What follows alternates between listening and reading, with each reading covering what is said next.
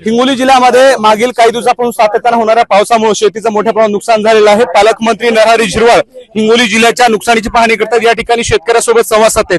साहेब, काय शेतकऱ्यांसोबत संवाद साधताय? किती नुकसान झाले? त्यांना विचारलं की बाबा एकूण क्षेत्र किती? 3.5 एकर क्षेत्र।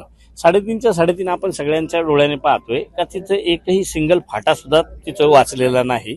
जर नदीचा प्रवाह फ्लोच आणि त्याची कारण सांगितली का जो NHI ला एक ब्रिज आहे ते ब्रिज ओव्हरटॅप होतो, पाणी अडतं, म्हणूनही नदीचं पाणी प्रवाह बदलतो। तर ते पाडण्याच्या संदर्भातलं तात्काळ, कारण तो वापरात नाहीये, मला वाटते तात्काळ पाडण्याच्या संदर्भातली कार्यवाही करतो।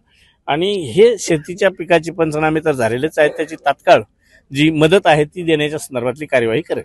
जिल्ह्यामध्ये किती क्षेत्र बाधित झालेलं आहे, नुकसानाचं स्वरूप किती आहे आणि शेतकऱ्यांना कधीपर्यंत मदत मिळणार आहे? 2.25 लाख हेक्टर क्षेत्र बाधित आहे सगळ्या पिकांचं।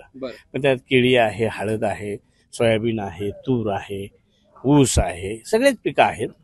त्यांची एक 8 दिवसाच्या आत कार्यवाही करते। तुम्ही आता बोलताना सांगितले की एकदा तरी शेतकऱ्यांची कर्जमाफी झाली पाहिजे। तुम्ही सत्तेतले मंत्री आहात, वरच्या स्तरावर कधीपर्यंत माफीच्या संदर्भात ती मागणी केली जाईल। वारंवार राज्यातून मागणी होत असते, सरकारला त्याच्या संदर्भात पॉझिटिव्ह सरकार आहे। फक्त कर्जमाफी देण्याच्या वेगवेगळे इश्यू आहेत। इश्यू असे आहेत, काही जिल्ह्यांमध्ये खूप मोठ्या प्रमाणात कर्ज आहे, काही जिल्ह्यांमध्ये मिनिमम कर्ज आहे, मोजकं कर्ज आहे। तर मग तो निर्णय घेताना राज्याला साजेसा असा निर्णय घ्यावा लागेल, राज्याच्या कॅपॅसिटी प्रमाणे घ्यावा लागेल।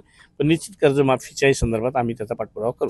पंचनामे पूर्ण झालेत का? काही दिवसापूर्वी झालेल्या नुकसानीचा सुद्धा पंचनामे बाकी आहे। एकूण क्षेत्र लागवडीला एक क्षेत्र आणि तो जर विचार केला तर 86-87% पंचनामे झालेले आहेत।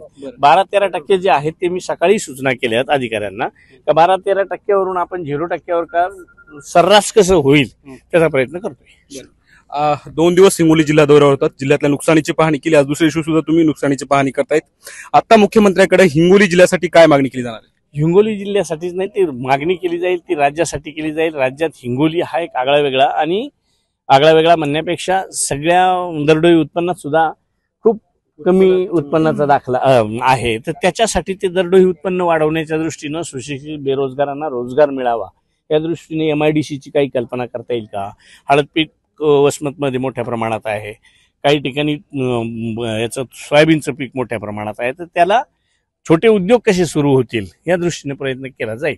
साहेब, दसरा दिवाळी तोंडावर आहे आणि नुकसान तर प्रचंड झालेले आहे। ही मदत शेतकऱ्यांना स्पेसिफिक आहे की शेतकऱ्यांना दिवाळीच्या अगोदर मिळू शकते? दसऱ्याच्या अगोदर मिळेल सगळ्यांना। तर हे पालकमंत्री नरहरी झिरवाळ आहेत। नुकसानीची मदत दसऱ्याच्या अगोदर मिळणार। ABP माझा, डोंगरगाव, हिंगोली। ABP माझा, उघडा डोळे बघा नीट।